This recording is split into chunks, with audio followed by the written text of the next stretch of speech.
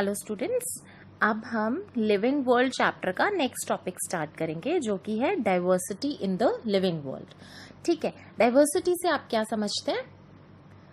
Diversity मतलब large variety, है ना। हमारे और अराउंड आप देखते होंगे कितने वैरायटी ऑफ प्लांट्स, एनिमल्स, और ये हम चैप्टर 9th में भी पढ़ चुके हैं। ठीक है, तो आपको पता ही होगा हमारे अराउंड कितने वैरायटी ऑफ लिविंग ऑर्गेनिजम्स होते हैं, चाहे वो प्लांट्स हों, एनिमल्स हों, इंसेक्ट्स हों, बर्ड्स हों, इतनी वैरायटी हमें देखने को मिलती है। ठीक है, और हर डिफरेंट काइंड ऑफ एनिमल या फिर प्लांट या फिर ऑर्गेनिज्म वो क्या रिप्रेजेंट करता है? एक स्पीशीज। ठीक है, अच्छा, एक और चीज, कुछ ऐसे ऑर्गेनिजम्स भी तो होते हैं जो हम देख भी नहीं सकते, है ना। ऐसे भी ऑर्गेनिजम्स होते हैं which we can not see through our naked eye, लेकिन वो भी बहुत न्यूमरस होते हैं, बहुत नंबर में होते हैं। ठीक है, तो अभी तक जो नंबर ऑफ स्पीशीज नोन और डिस्क्राइब हो चुकी है ना, वो करीब 1.7 to 1.8 मिलियन है। हो सकता है ये नंबर बढ़ भी गया हो। ठीक है, इसको कहते हैं बायोडाइवर्सिटी। बायोडाइवर्सिटी। सो बायोडाइवर्सिटी का क्या मतलब हो गया? Number and types of organisms present on earth. Number and types of organisms. ठीक है, ये क्लियर हो गया बायोडाइवर्सिटी क्या होता है। अच्छा, अब क्या है कि इतने मिलियंस ऑफ प्लांट्स और एनिमल्स हैं, सबके कुछ ना कुछ लोकल नेम्स भी होते हैं। ठीक है, हम डॉग्स बुलाते हैं, हम कैट्स बुलाते हैं, राइट। अब हो सकता है कि ये लोकल नेम्स एक जगह पर कुछ और है, कहीं और जगह पर कुछ और है, तो कंफ्यूजन नहीं हो जाएगा। मान लो एक बायोलॉजिस्ट यहाँ पर बात कर रहा है एलिफेंट की, लेकिन जो हम यहाँ जिस चीज को हम एलिफेंट बुला रहे हैं, हो सकता है वो बाहर किसी कंट्री में किसी प्लांट का नाम हो, राइट। तो ऐसी कंफ्यूजन्स ना हो, इसके लिए हर ऑर्गेनिज्म की नेमिंग की जाती है। तो इस नेमिंग को स्टैंडर्डाइज किया गया, और इस नेमिंग के प्रोसेस को क्या कहते हैं? नॉमेनक्लेचर। ये इंपॉर्टेंट टर्म्स हैं, ये याद करना बहुत जरूरी है। ठीक है, सो नॉमेनक्लेचर क्या हो गया? Naming of living organisms. तो ये स्टैंडर्डाइज किया गया था, कैरोलस लिनियस ने किया था। ठीक है, अब जो नॉमेनक्लेचर होती है वो क्या इंश्योर करता है कि एक ऑर्गेनिज्म जो है जिसकी बात हो रही हो वो थ्रू आउट द वर्ल्ड समझा जाए, बायोलॉजिस्ट उसको बहुत इजीली समझ लें कि उसी ऑर्गेनिज्म की बात हो रही है। ठीक है, और नॉमेनक्लेचर कब पॉसिबल है? मैं किसी को नाम कब दे सकती हूँ? जब मुझे उसके कैरेक्टर्स पता हो। सो अगर कोई ऑर्गेनिज्म डिस्क्राइब हो रहा है करेक्ट, तो उसको कहते हैं कि हम उसका नाम दे सकते हैं। तो अगर उसके कैरेक्टरिस्टिक्स का डिस्क्रिप्शन हमको पता होगा तो हम उसको नेम दे सकते हैं। तो इस प्रोसेस को क्या कहते हैं? आइडेंटिफिकेशन।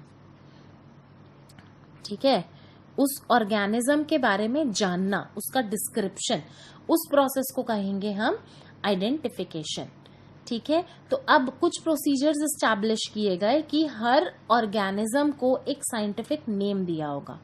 ठीक है, दिया जाएगा। तो प्लांट्स के लिए जो नेमिंग का जो भी क्राइटेरिया या फिर प्रिंसिपल्स बनाए गए थे, वो बनाए थे किसने? ICBN, international code for botanical nomenclature. Same way जो एनिमल्स के टेक्सोनॉमिस्ट से, उनका किसने किया था? ICZN, international code of zoological nomenclature. ये क्लियर हो गया। अब साइंटिफिक नेम्स ये इंश्योर करते हैं कि हर ऑर्गेनिज्म का एक ही नाम होगा। ठीक, तो नॉमेनक्लेचर का क्या इंश्योरिंग पॉइंट था? कि each organism has one name. सबसे पहली चीज ये इंश्योर की उसने। सेकेंड चीज क्या इंश्योर करता है ये? कि description of any organism should enable people to arrive at the same name. मतलब मैंने जिसको नाम दिया है उसका जो भी डिस्क्रिप्शन दूंगी, तो थ्रू आउट द वर्ल्ड कोई भी इसके बारे में सुने, उनके दिमाग में एक ही नाम आना चाहिए। ठीक है, और दूसरी चीज, दे ऑल्सो इंश्योर कि such a name has not been used for any other organism. ये नाम किसी और ऑर्गेनिज्म के लिए ना यूज हुआ हो कहीं भी। ठीक है, so one name for one organism. ठीक, ये क्लियर हो गया। ठीक है, तो अब नॉमेनक्लेचर के कुछ आपको बता दे रूल्स थे। ठीक है, तो सबसे पहली चीज, हर नाम का, हर साइंटिफिक नेम के 2 कंपोनेंट्स होंगे। ठीक है, क्या क्या कंपोनेंट्स होंगे? पहला कंपोनेंट होता है जेनेरिक नेम और सेकंड कंपोनेंट होता है स्पेसिफिक एपिथेट।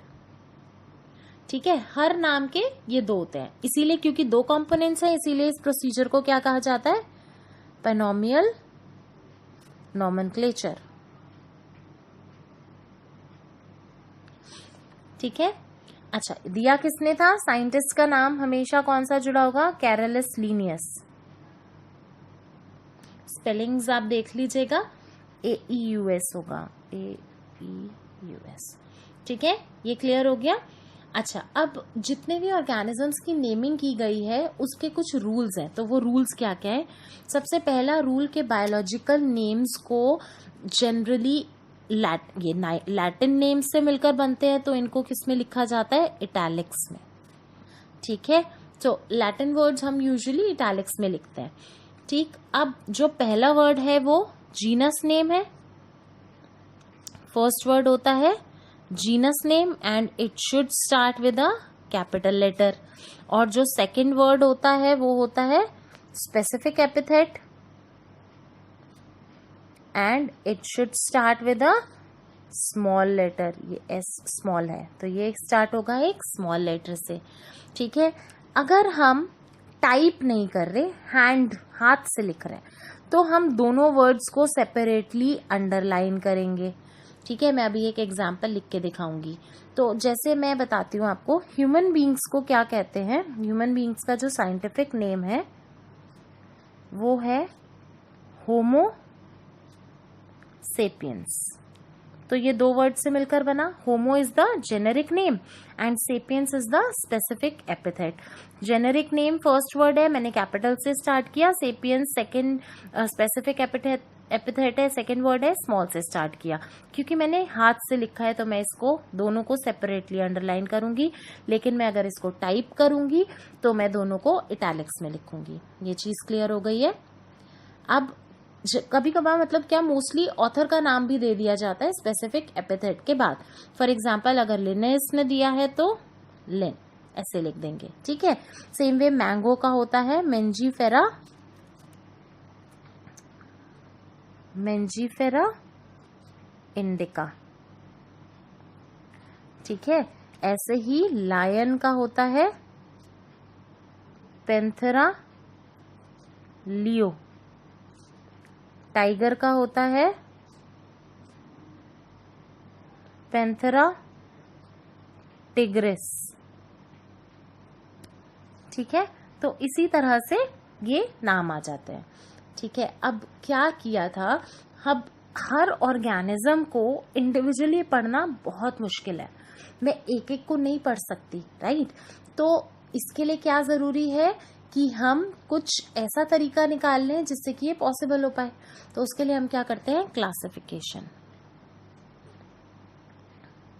हम ऑर्गेनिजम्स को अलग अलग ग्रुप्स में बांट देते हैं। अब मेरे को एक एक को नहीं पढ़ना, इस ग्रुप को पढ़ना होगा। मैंने क्या किया, कुछ कैरेक्टरिस्टिक्स डिफाइन करके एक ग्रुप में डाल दी। अब ये कैरेक्टरिस्टिक्स से जो अलग थी वो दूसरे ग्रुप में डाल दी, देन इनसे भी कुछ अलग होगी तो वो तीसरे ग्रुप में। अब इसके अंदर कुछ ऑर्गेनिजम्स आ जाएंगे, इसके अंदर कुछ ऑर्गेनिजम्स आ जाएंगे, इसके अंदर कुछ। तो मुझे मोटा मोटा ये पढ़ना पड़ेगा। अब मुझे हर एक इंडिविजुअल ऑर्गेनिज्म को नहीं पढ़ना पड़ेगा, तो इसीलिए हम क्लासिफाई करते हैं। क्लासिफिकेशन किया जाता है किसके बेसिस पर? सम इजिली ऑब्जर्वेबल कैरेक्टर्स, सम इजिली ऑब्जर्वेबल कैरेक्टर्स के बेसिस पर हम आइडेंटिफाई कर सकते हैं। फॉर एग्जाम्पल अगर मैं बात करूं प्लांट्स और एनिमल्स की, तो मैं इजिली उन ग्रुप्स को रिकॉग्नाइज कर सकती हूँ। मुझे पता है कि प्लांट्स के अंदर किस किस को इंक्लूड करेंगे और एनिमल्स के अंदर।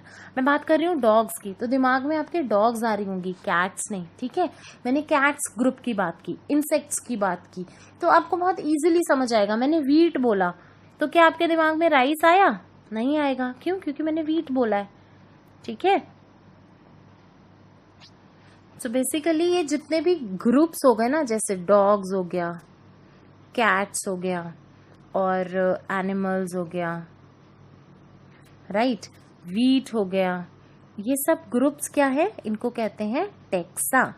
ये सब हैं बेसिकली कैटेगरीज, और इन कैटेगरीज का साइंटिफिक टर्म क्या है, टेक्सा। ठीक है, अब टेक्सा जो है वो कैटेगरीज को डिफरेंट लेवल्स पर बता सकता है। क्या बोल सकती हूँ मैं इसको, कैटेगरीज एट डिफरेंट लेवल्स। इसका मैं मतलब बताती हूँ क्या होता है। मैं आपको बोल रही हूँ एनिमल्स,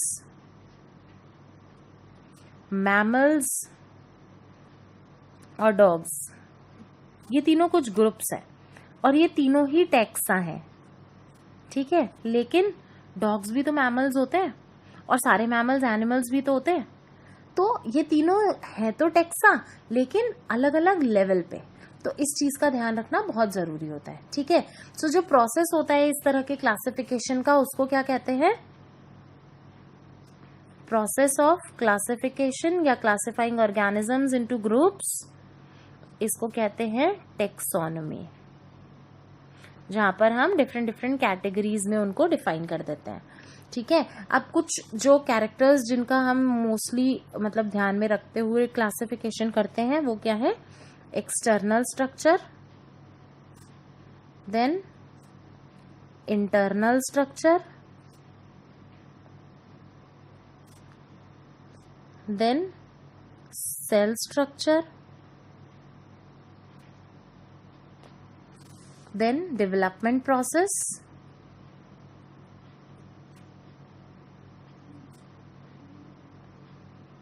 फिर उसके बाद आता है इकोलॉजिकल इंफॉर्मेशन,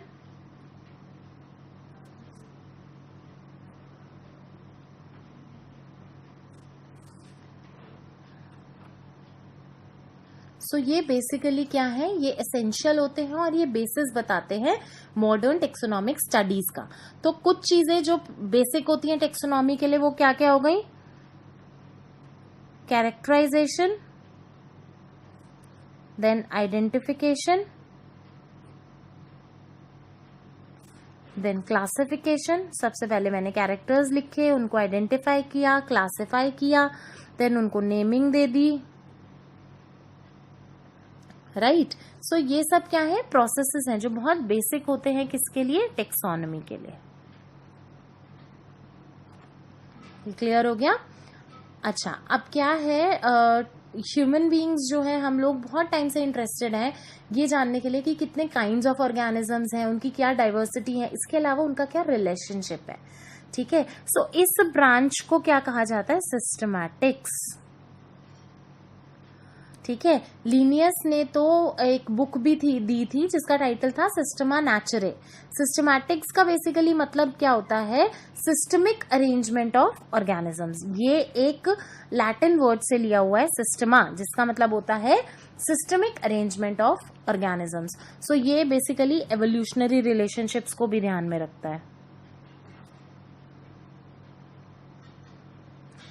ठीक है, आई होप आपको ये टॉपिक क्लियर हो गया हो। अब हम नेक्स्ट वीडियो में टेक्सोनॉमिक कैटेगरीज के बारे में पढ़ेंगे। आपको कुछ भी इशू हो आप कमेंट बॉक्स में लिखिएगा। Thank you.